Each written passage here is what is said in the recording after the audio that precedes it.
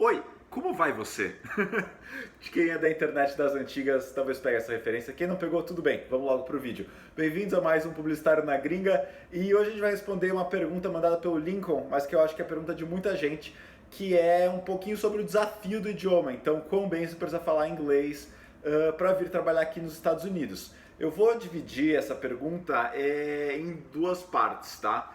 Uma é o inglês em reuniões, apresentações e no dia a dia, e outra é o inglês na hora de criar, porque eu acho que o nível de inglês que você precisa para cada uma das situações é diferente e também o tipo, vamos dizer assim, de inglês que você precisa é um pouquinho diferente. Então, começando por reuniões e apresentações, imagine como é a sua vida numa agência aí no Brasil.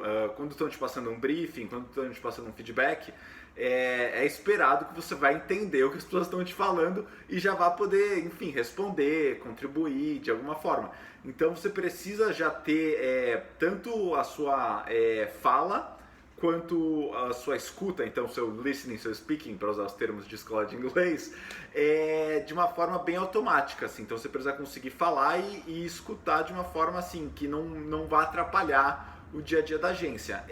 Um bom exemplo, na verdade não é nem um exemplo, é um teste que eu acho que você pode fazer. Pega uma série que você goste muito na Netflix ou enfim, no serviço de streaming que você quiser, que você já assistiu alguns episódios e tenta assistir ela sem legenda e ver se você consegue entender o que está sendo falado. Isso já te dá uma ideia boa. Se você vai conseguir levar uma reunião, alguma coisa assim. E uma outra coisa que eu acho importante é mais do que você conseguir saber, tipo, table significa mesa. Você precisa conseguir já interpretar as coisas e pegar um pouquinho de contexto. Por que eu digo isso? Porque durante reuniões, e mesmo em qualquer outra situação aqui, o americano, como o brasileiro, usa muito gíria e usa muito expressão. Então, às vezes, vão falar coisas que, se você não tiver um traquejo um pouco maior, não vai fazer o menor sentido. Assim, uma expressão, por exemplo, que usam muito aqui é sink your teeth, ou seja, fincar os seus dentes. O que isso quer dizer? Isso quer dizer que assim, você precisa dar um pouco mais de contexto para a pessoa entender um pouco mais a ideia. Se você não tiver um traquejo tão bom, você vai entender, mas por que o cara está falando para eu fincar meus dentes, né? Entre outras expressões, assim, que você vai entendendo um pouco mais pelo contexto do que sabendo literalmente o que é. E agora a gente vai para a questão de na hora de criar, né? Na hora de escrever, principalmente para redator, né? O que eu acho muito importante é que você não precisa ser o cara que escreve super bem inglês. Você precisa saber escrever inglês, isso é fato, tá? Eu, particularmente, falo, escuto e escrevo muito bem inglês. Mas, vamos ser sinceros, tá? Na hora que vão te contratar, na hora de contratar um brasileiro e um americano, quem você acha que o cara vai escolher pensando em quem escreve melhor?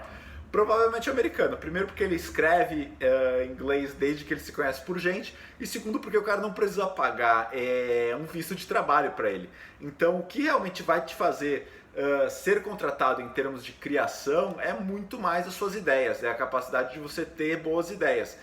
O que isso significa? Isso significa que você precisa ter uma noção boa de escrita. Obviamente para conseguir escrever e as pessoas entenderem o que você está escrevendo.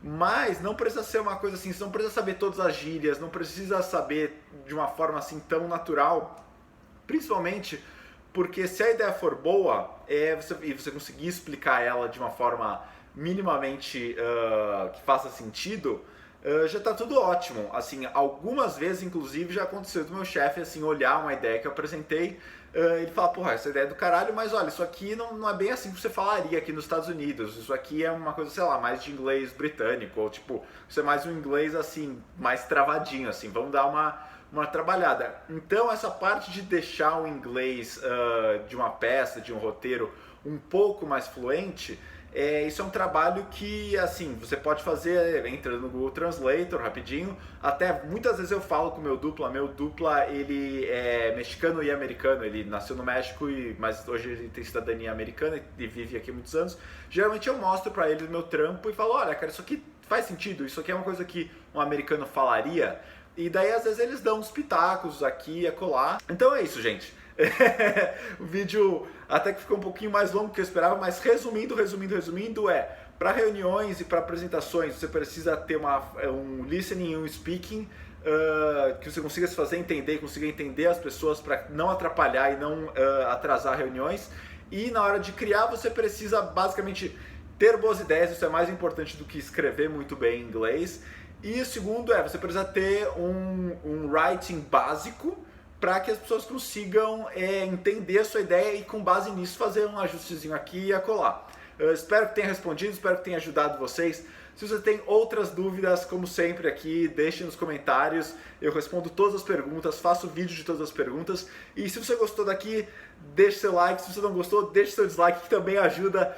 Se puder se inscrever no canal também, estamos aqui quase nos 200 inscritos. Então vamos lá, valeu e até o próximo vídeo. Um beijo.